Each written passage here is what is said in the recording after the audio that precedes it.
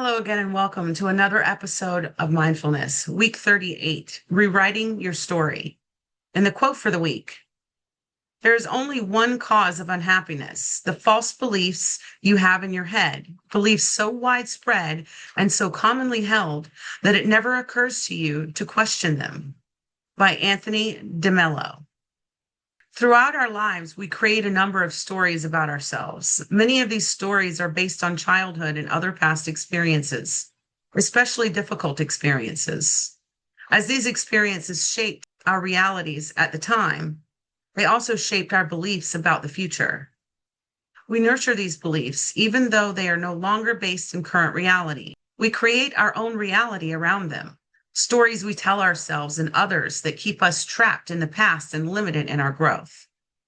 Only by challenging our stories and writing a new script for our lives can we escape the cycle of limiting beliefs, fears, and missed opportunities.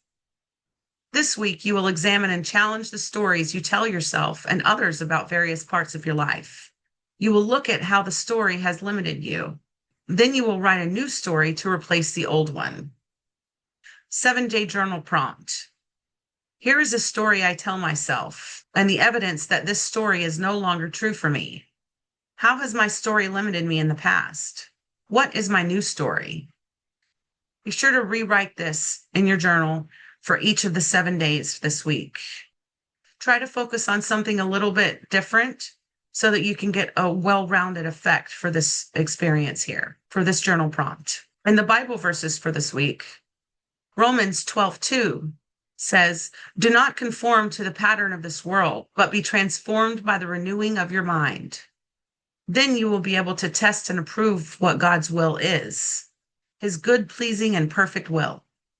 Paul teaches us that true transformation begins in the mind.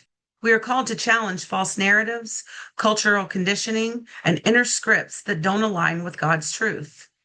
Renewal starts by identifying and replacing limiting beliefs with divine perspective. And reflective questions for this verse: what belief or mental pattern am I still conforming to that no longer serves me? How might God be calling me to rewrite that narrative?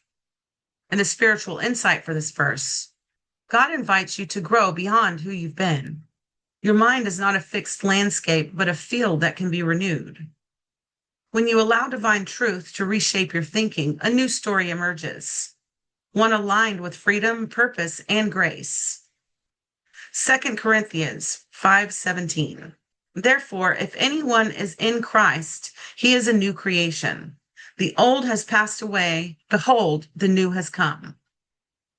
This verse is a powerful reminder that your past does not define your present or future. In Christ, you are not bound by your old identity, failures, or limiting stories. You are continually being made new.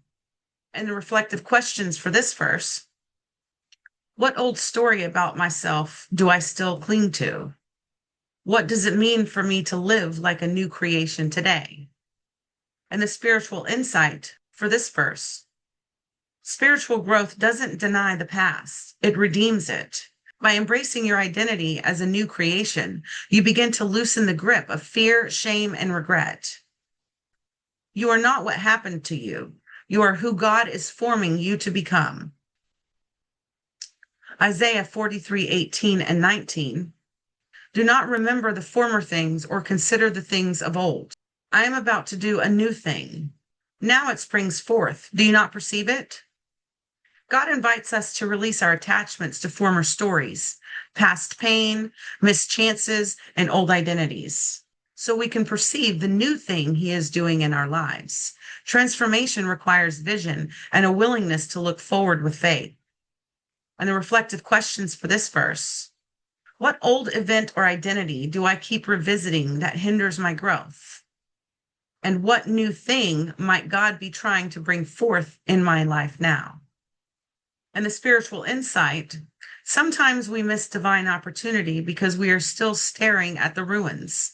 Letting go of the old story isn't denial. It's making space for resurrection. New things begin when we become willing to see beyond what was and say yes to what can be. In conclusion, you are the author now. The stories you tell yourself shape your choices, your self-image, and even your faith. Many of these stories were written during moments of pain, rejection, or fear, but those stories are not who you are. They are what you've been through. This week, you are reclaiming the pen. You are not the character trapped in an old script. You are the author, rewriting the story in partnership with God. As you reflect, examine, and release the limiting beliefs of your past, you'll find that a new narrative begins to take shape, one filled with hope, courage, and divine direction. And remember, in God's story, redemption is always possible.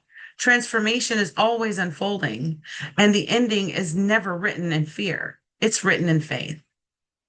Thank you for watching, liking, sharing, and subscribing. Your presence here is greatly appreciated, as your engagement on this channel helps others to find its content for their own benefit, all part of the collective healing efforts across the globe. Namaste, namasko.